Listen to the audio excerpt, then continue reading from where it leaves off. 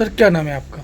मेरा नाम मानवेंद्र राजपूत है। सर जैसे कि आपके बारे में चर्चाएं हैं कि आप चुनावी मैदान में आ रहे हैं, तो किस ग्राम पंचायत से आप दावेदारी करने जा रहे हैं? ग्राम पंचायत मेरी मुड़ई बावली है। तो ये आप पहली बार तैयारी कर रहे हैं या इसके पहले भी आपने तैयारी की है? हाँ, वैसे तैयारी तो पहली बार ही है। पहली बार है। हाँ। तो ऐसा क्या आपने सोचा, क्या कारण रहा कि आज आपको चुनावी मैदान में आना पड़ रहा है? तो कारण का ऐसा है सर कि सबसे पहले तो हमारे यहाँ जो ग्राम प्रधान बनते आ रहे हैं जी। वो एक लगातार काफ़ी समय से बनते चले आ रहे हैं, तो उनके द्वारा जो विकास कार्य हैं उनको ना के बराबर कराया गया। चाहे वो सड़कें ले लो, चाहे गरीबों के लिए आवास ले लो, चाहे शौचालय ले लो, किसी पर भी किसी को मूलभूत सुविधाएं कोई भी प्रदान नहीं की गई हैं। जो शासन प्रशासन के द्वारा जो सुविधाएं दी जाती हैं जी। उनके द्वारा किसी भी प्रकार की कोई सुविधा जो एक आम जनता तक है वो नहीं पहुंच पाई है। अगर बात की जाए साफ सफाई को लेकर, तो क्या व्यवस्था है अभी आपके गांव में? साफ सफाई का तो ऐसा है कि नाले हैं वो भरे पड़े हैं, छोटी नालियां हैं वो उबाल मार रही हैं, सड़कों पर कीचड़ जमा है। ऐसी कई समस्याएं हैं जो जिससे गांव के लोग जूझ रहे हैं। कई बार तो ऐसा होता है जो मेन सड़क है वहाँ पर इतनी गंदगी है और थोड़ा सा भी पानी अगर गिर जाता है तो जो निकलने वाले हैं, कोई बाइक से फिसल जाता है, कोई बूढ़ा बुजुर्ग व्यक्ति है तो चलते चलते गिर जाता है तो फ्रैक्चर हो जाता है कहीं कोई, और बहुत ऐसी कई समस्याएं हैं। तो क्या सफाई कर्मी जो हैं वो बराबर काम नहीं करते? हाँ, काम करते हैं। काम का ऐसा है कि वो डेली तो नहीं करते हैं। जब हम ही जैसे लोग जो थोड़े जागरूक हैं जो लोग, वो अगर कोई शिकायत वगैरह करते हैं तो उस दिन सफाई हो जाती है, बस बाकी बात। यानी कि सफाई करवाने के लिए भी? हाँ हाँ, जब तक शिकायत ऑनलाइन ना करो तब तक कोई अलग से कोई ऐसा नहीं है कि डेली हो जाए अलग से हो जाए। अच्छा, सब शिकायत करो तब सफाई कर्मी आएगा? बस उसी दिन पर साइन करके कि भैया आप निस्तारण कर दो इसका, कि हाँ हम संतुष्ट हैं, और उसके बाद कोई देखने नहीं आता। इसके अलावा जैसे जो गांव में कचरे घर बनाए जाते हैं, हाँ, तो वो आपके यहाँ बने हैं? कचरा घर तो एक बना है, लेकिन वो सिर्फ नाम के लिए बना है। ना तो कहीं पे उसके लिए कोई गाड़ी उपलब्ध है, ना कुछ भी है कि कोई कहीं से कचरा उठाया जाए या कहीं ले जाया जाए, कुछ नहीं है। वो सिर्फ जितना भी है सब नाम के लिए है, उसका पेमेंट हो गया है। बाकी उसके जब जो कूड़े के लिए जो घर बना है उसमें आप ये समझ लो एक पॉलीथीन कूड़ा नहीं पहुंचा होगा वहाँ पर। अगर बात की जाए शिक्षा व्यवस्था की, तो वो किस प्रकार से चल रही है? शिक्षा व्यवस्था का ऐसा है कि शिक्षा व्यवस्था में तो सबसे पहले आ जाओ अपन मिड डे मील पर। तो मिड डे मील की ये स्थिति है कि ना तो उस पर कोई ग्राम प्रधान भागीदारी लेते हैं कि कैसी व्यवस्थाएं चल रही हैं, क्या हो रहा है। मिड डे मील के नाम पे है तो अगर दाल भी बनती है तो बच्चों को सिर्फ पानी के रूप में दाल का प्रयोग होता है, और फल के नाम पे तो फिर पूछो ही नहीं, बच्चे ये भी नहीं जानते कि फल होता कैसा है।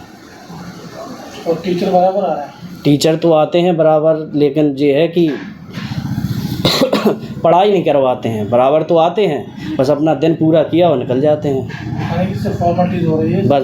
उसके अलावा कुछ नहीं? नहीं, बस कुछ नहीं। अगर इसी क्रम में बात की जाए खेल कूद के मैदान की, जो कि हर गाँव ग्राम पंचायत में बनता है, तो आपकी ग्राम पंचायत में बना हुआ है? खेल मैदान अभी तो नहीं है, नहीं बना? फिलहाल तो नहीं है खेल मैदान के नाम से। अगर और जो शमशान घाट बने हुए हैं, तो आपके यहाँ शमशान घाट बना हुआ है? शमशान घाट एक तो क्या है कि मुड़ई और बावरी दो गांव हैं मेरी पंचायत में। तो सबसे पहले तो बात करते हैं अपन बावरी की। तो बावरी की स्थिति ये है कि आज मौजूदा हालत में 10 बाई 10 का एक प्लाट टाइप का डला है।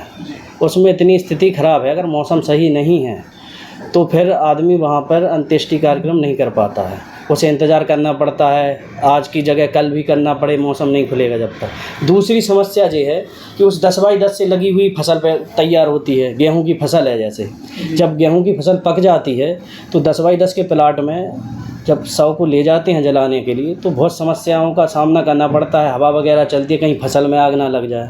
तो बावली के लोग हाथों में बाल्टियों में पानी भर के ले जाते हैं, वहाँ रखना पड़ता है कम से कम 3-4 घंटे, जब तक वो आग ठंडी ना हो जाए।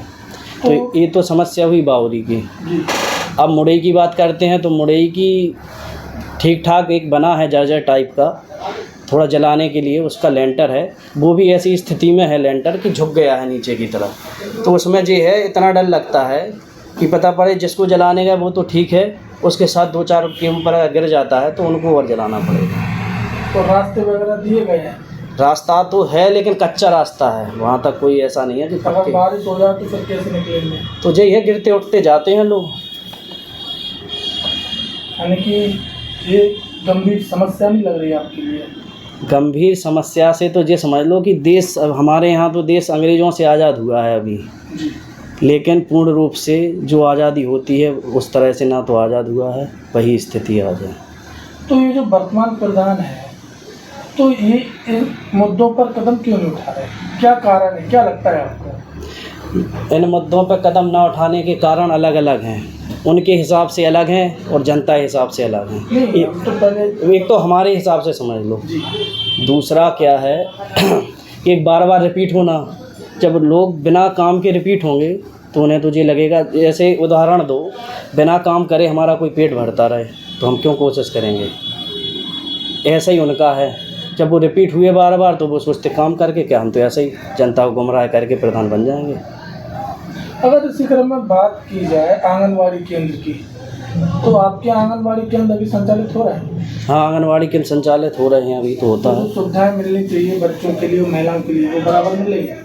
आंगनवाड़ी केंद्र का तो ऐसा है कि जो सामान होता है आंगनवाड़ी केंद्र का, अगर जो ठीक ठाक है, जो होशियार है, तो वो तो पूरी चीज़ें मांग लेता है कि हमें जे मिलना है, जे मिलना है वो दे दो। और जो थोड़ा सीधा सच्चा इंसान है तो उसको जो कुछ भी है वो पकड़ा दिया जाता है, बाकी भगा दिया जाता है। यानी कुल मिलाकर ये कहा जा सकता है कि अभी आपकी ग्राम पंचायत राम भरोसे चल रही है? हाँ, बिल्कुल बिल्कुल। ना ही कोई जनता के लिए विकास किए गए, ना ही कोई सुविधाएं हैं, या ना कुछ व्यवस्थाएं की गई हैं। सीधा कनेक्शन नहीं जुड़ पा रहा है। जो शासन प्रशासन एक कड़ी देती है, जैसे एक माध्यम बनाती है, जनता का सेवक प्रधान के रूप में जो सेवक देती है, जो बीच के माध्यम देती है, वो सेवक के द्वारा जनता से कनेक्शन नहीं बन पा रहा है। तो जैसे कि आज आप चुनावी मैदान में हैं, तो इन सब समस्याओं के अलावा कोई ऐसा मुद्दा है जिस पर जनता सबसे ज़्यादा परेशान है? मुद्दा सबसे बड़ा मुद्दा है कि जो कच्ची सड़कें हैं जी खेत पे जाने के लिए, वहाँ पर पैदल की तो आप बात छोड़ो, जैसे धान के लिए जो अलग से पहिए लगा के जो ट्रैक्टर ले जाते हैं अपन, तो वो पहिए लगाकर भी खेत तक ट्रैक्टर नहीं पहुँच पा रहा है। आज की स्थिति ये है। अगर बात की जाए अन्ना जानवरों की, तो अन्ना जानवरों के लिए क्या व्यवस्था है? अन्ना जानवर के लिए हमारी पंचायत में तो कोई व्यवस्था नहीं है, लेकिन हम लोग ऐसा करते हैं कि अब जब व्यवस्था नहीं है तो फिर पड़ोस में एक दूसरी ग्राम पंचायत में एक वो है गौशाला है, तो वहाँ पे भैया हाथ पांव जोड़ के वहाँ पे अपने शिफ्ट कर देते हैं जानवर कि भैया जो यहाँ पर अन्ना जानवर हैं आप यहाँ रख लो इनको, तो ऐसे काम चला लेते हैं। अगर आपको आपके गांव की जनता आशीर्वाद देती है और आप प्रधान बनते हैं, हाँ, तो सबसे पहली प्राथमिकता क्या रहेगी आपकी विकास के लिए? मेरी सबसे पहली प्राथमिकता तो ये है कि सबसे पहले एक तो क्या है कि ग्रामीण लोग हैं, तो सबसे पहला मेन काम है उनका खेती का, और जब खेत तक लोग नहीं पहुंच पा रहे हैं तो सबसे पहले तो अपन कोशिश करते हैं कि सबसे पहले जो खेतों का जो रोड का कनेक्शन है वो खेतों का और गांव का सीधा जोड़ेंगे अपन।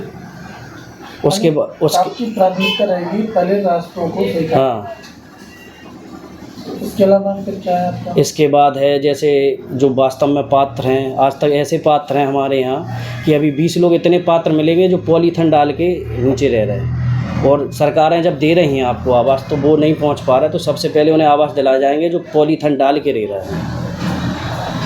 चैनल के माध्यम से क्या कहना रहेगा सभी ग्रामवासियों? सभी ग्रामवासियों से बस सबसे यही हाथ जोड़कर मेरा कहना है कि देखो, अगर आपको चुनने का मौका जब 5 साल में मिलता है तो आप सेवक चुनें, ना कि मालिक। और अगर सेवक के रूप में आपको लगता है कि आपका एक बच्चा या बेटा कुछ भी मान लो ये सेवक के लिए ठीक है, तो फिर ज़रूर वोट करें। धन्यवाद।